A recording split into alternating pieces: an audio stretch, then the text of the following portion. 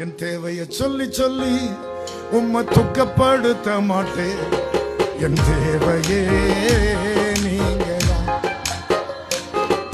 என் எண்ணத்தை சொல்லி சொல்லி நிறைவேற்றவும் சொல்ல மாட்டேன். என் இதயமே நீங்கதான். என் தேவனே, என் ஜீவனே, என் நண்பரே, என் சொந்தமே, என் தேவனே, என் ஜீவனே, என் நண்பரே, என் சொந்தமே. இந்த வானம் பூமியாவும் ஆளும் தேவன்